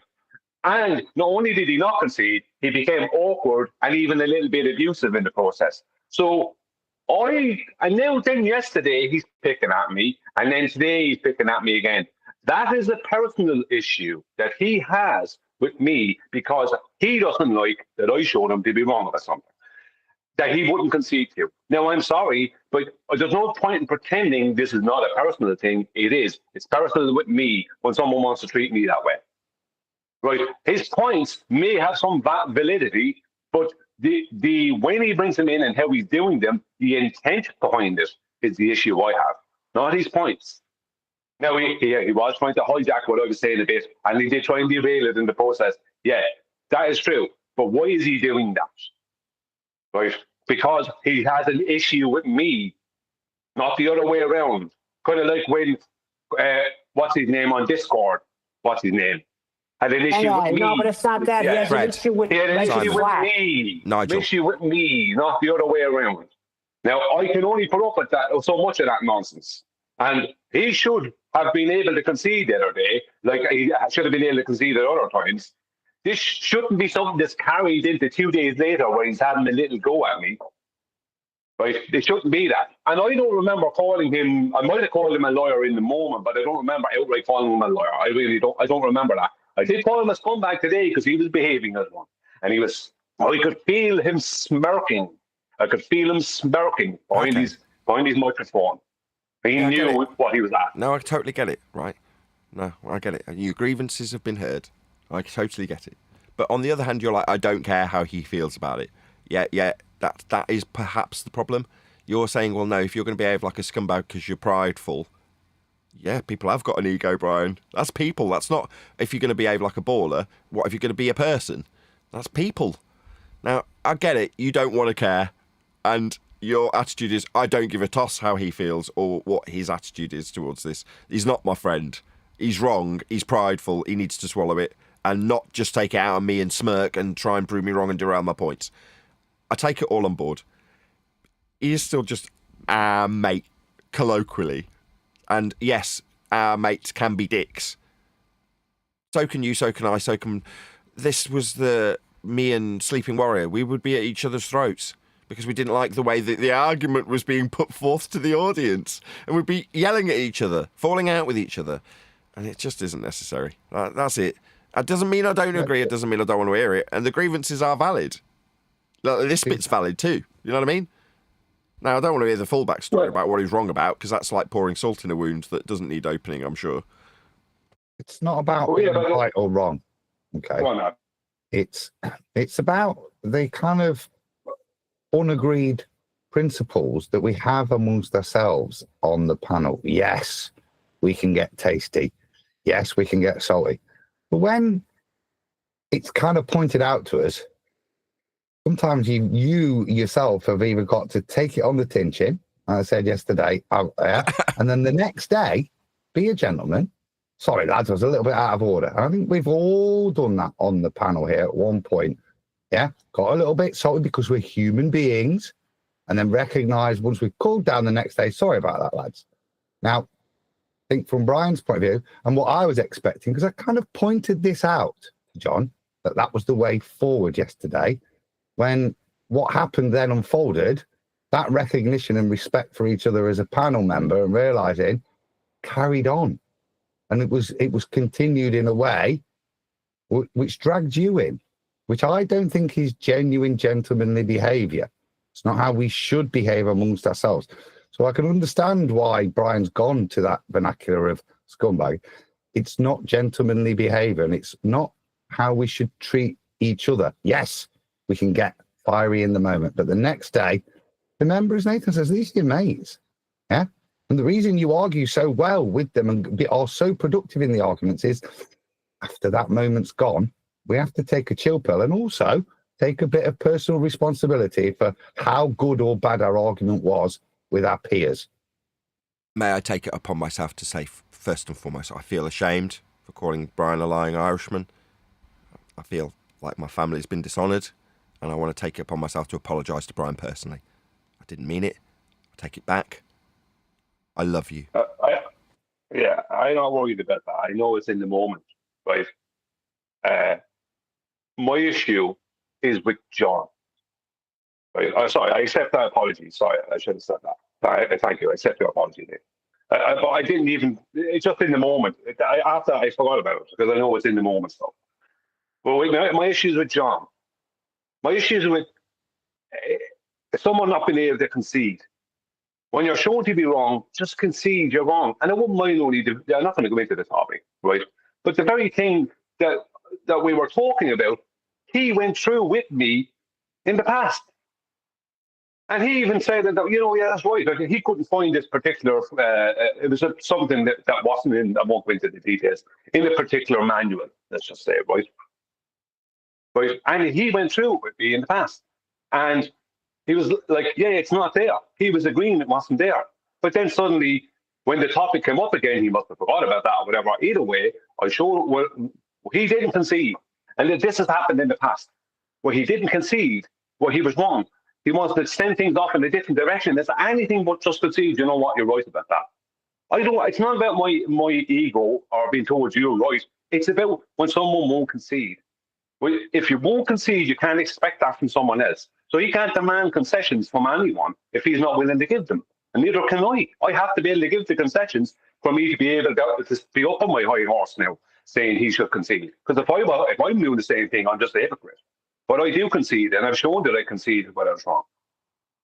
If you can't do that, how can I trust someone who's unwilling to concede? Because the very people who are mostly unwilling to concede are the ballers. They never concede to nothing.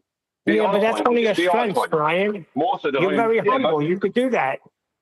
Yeah, but Neil, the point being is that the problem we have in this arena is people are not conceding when they're wrong. Now, not every ball. I have gotten a couple of concessions here or there, but they're very far and few between the ballers.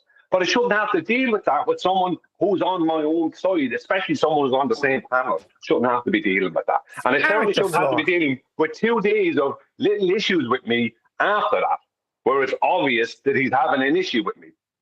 After that, I shouldn't have to be dealing with that.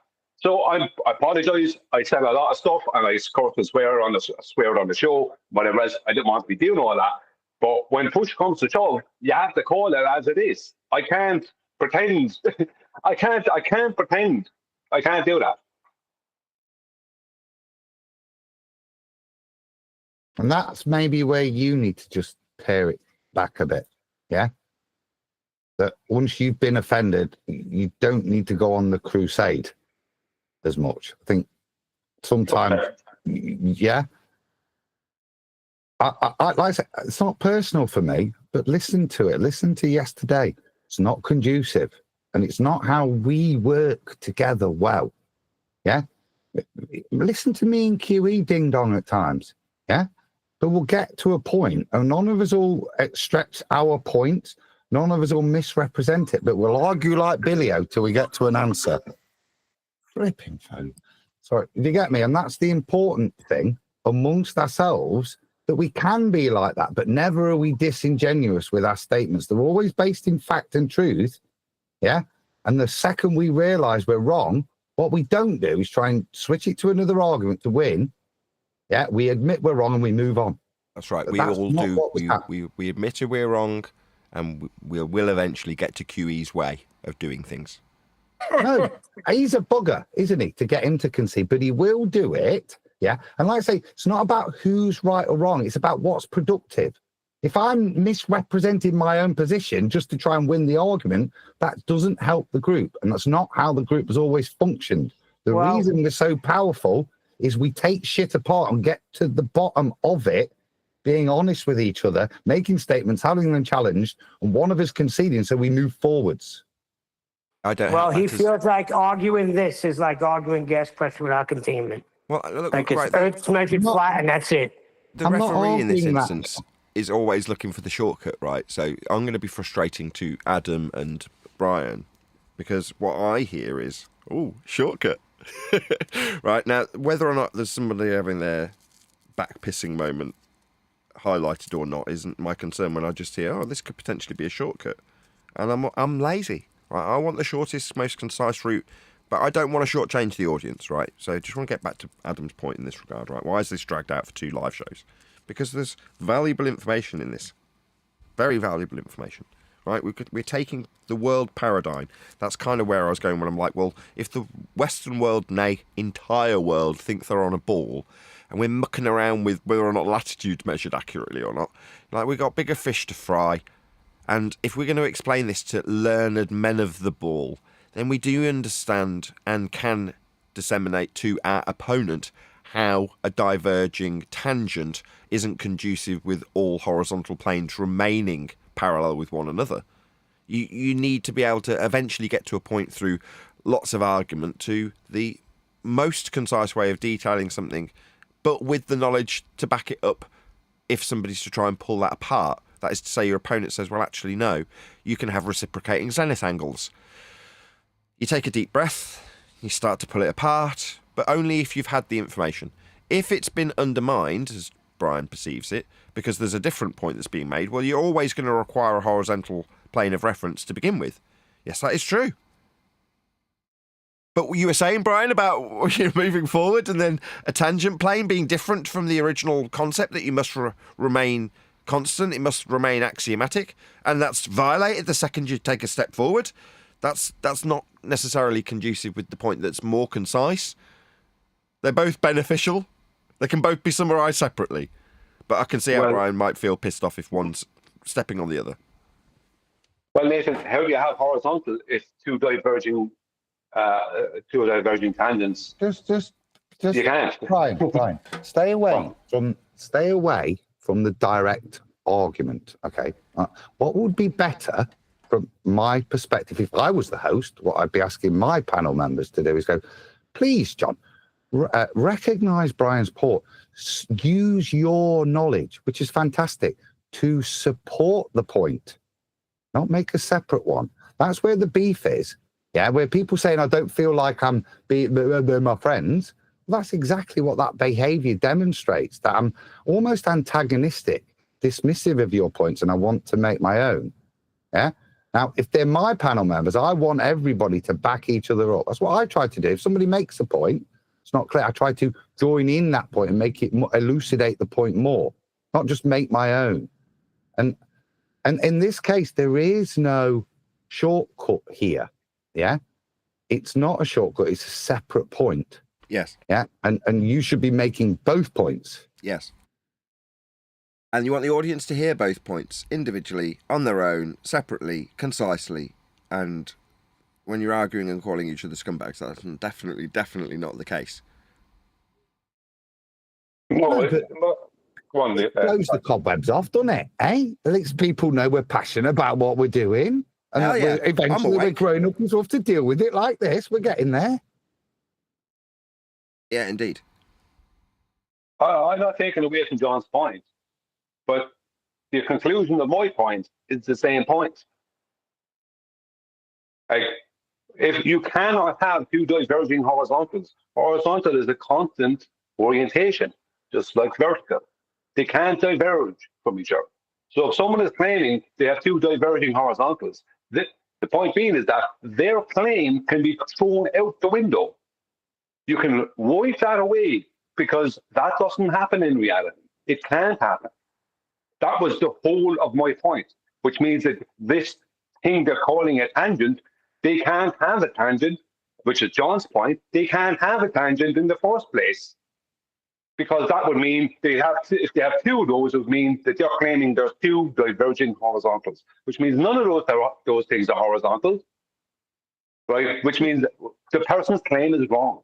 Sorry. What the ballers will often do, but Jaron did it when he was still a flat earther, supposedly, or a true earther, yeah, was to claim it was perfectly permissible to create a tangent. This is why I was arguing the point, to see whether people not can take the argument apart, and people still struggle with it. Because it is perfectly reasonable for ballers to claim they can go and make this tangent, yeah, and take the measurement from that. And that, right, that's very difficult to disprove in their mind. Because if you were on a ball, that's what you would actually be doing, you would be creating this plane. Now, the second you allow Brian's argumentation to come in, you can let them take their accurate flat Earth measurements, because you're going to point out that their planes that they're now setting up are not parallel horizontal planes. That's what destroys it, with the knowledge, that you can't put these two things together if you're on a ball and still use your celestial navigation.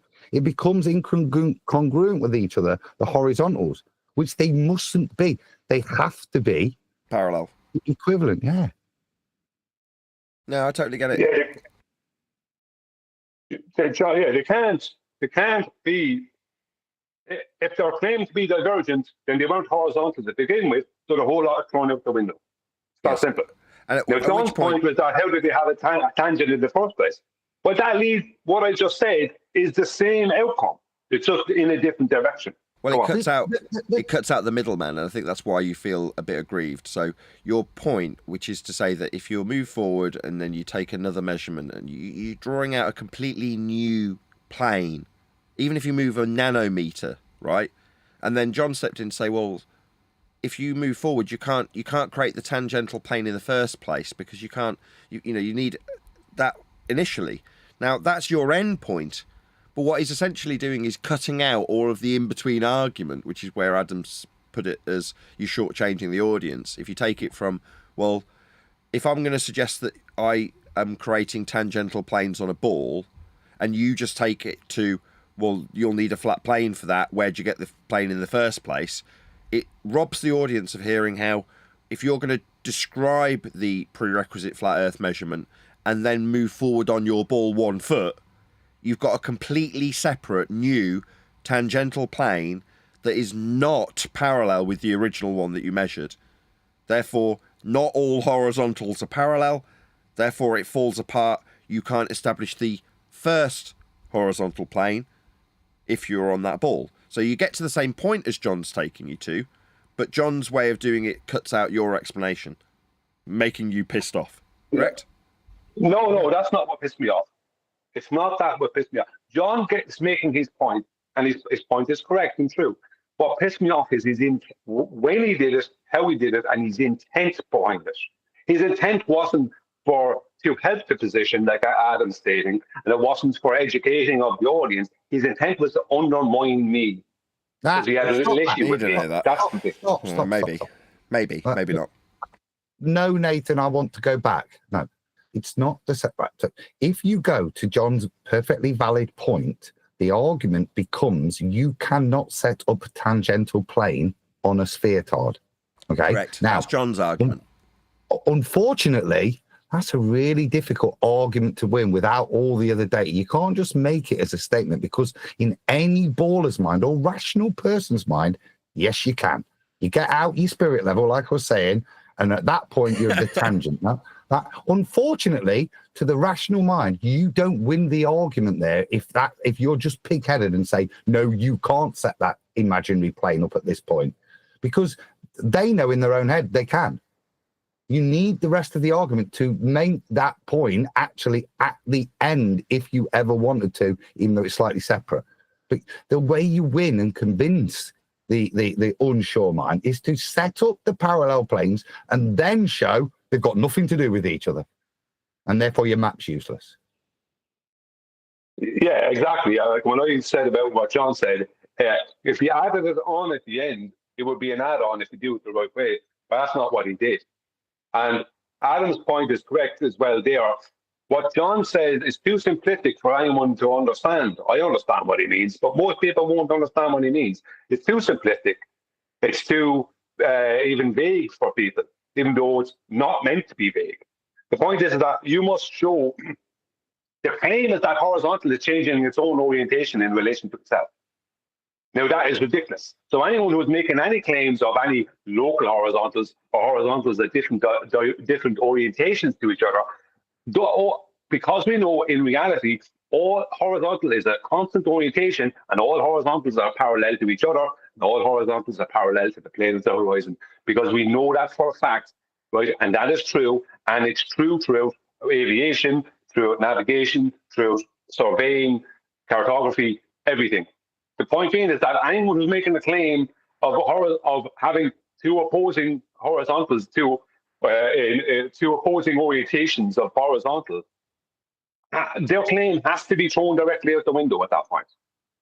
That's the point. So they can't have a claim. They can't have so they then they would literally have to forego the existing horizontal, because horizontal doesn't mean anything if you're claiming that there's different orientations of it. It means nothing. The orientation of horizontal means nothing because it's not constant.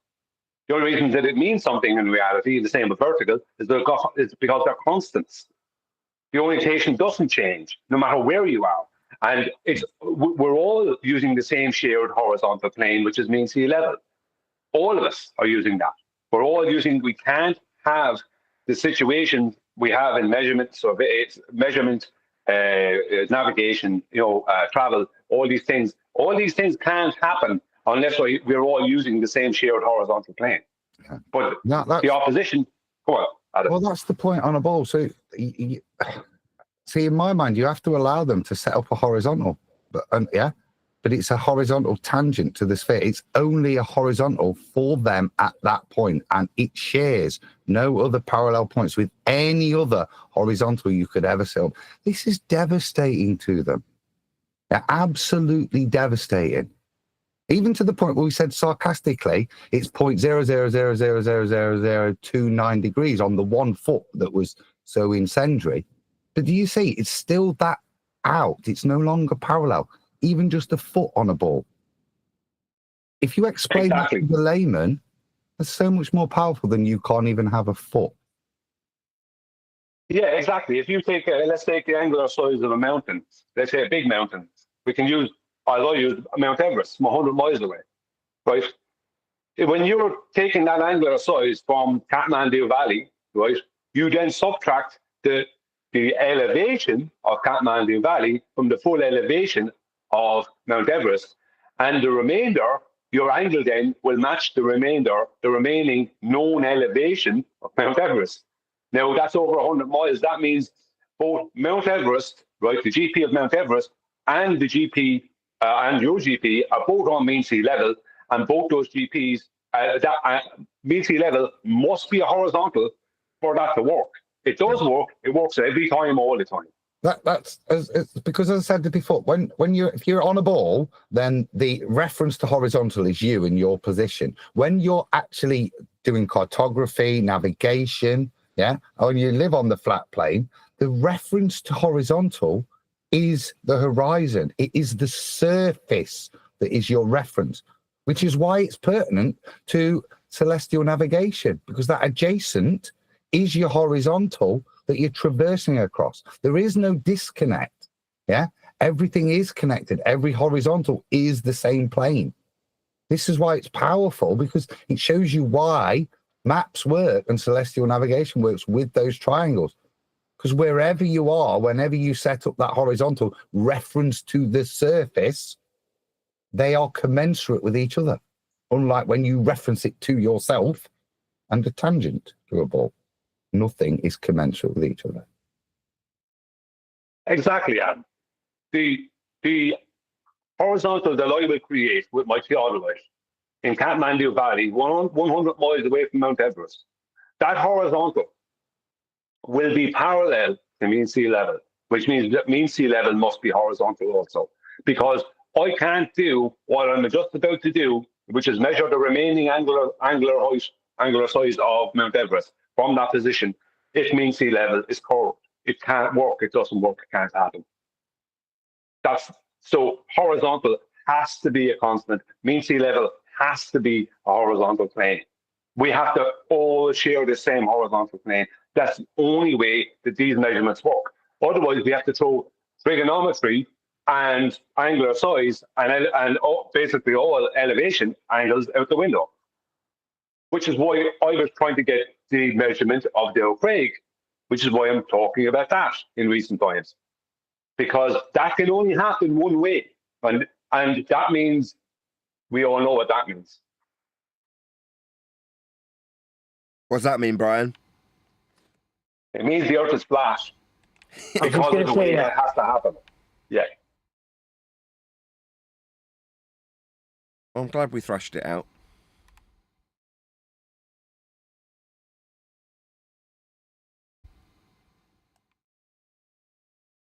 Okay, so are we happy to round out this live stream then? Oh yeah, it's up to you. You're the boss. Anytime we're on the verge of victory like this, the enemy's going to come in and try and cause dissension. But you cannot separate FED. If you say so, Neil. No. It's what I know, so I will not allow it to happen on my watch. Okay. Well, with that, I'm going to invite people who are watching on either Nathan Oakley 1980 or Nathan Oakley Programming streams to stay tuned, as there will be an after show to follow. Unfortunately, if you are watching this live, this is where we bid you farewell. So another massive thank you to all of you who liked, commented, shared, subscribed, joined as a Nathan Oakley 1980 channel member, and all that good stuff. I've been Nathan Oakley. Another massive thank you to today's G+ and Discord panels, and I'll see you all in the next video.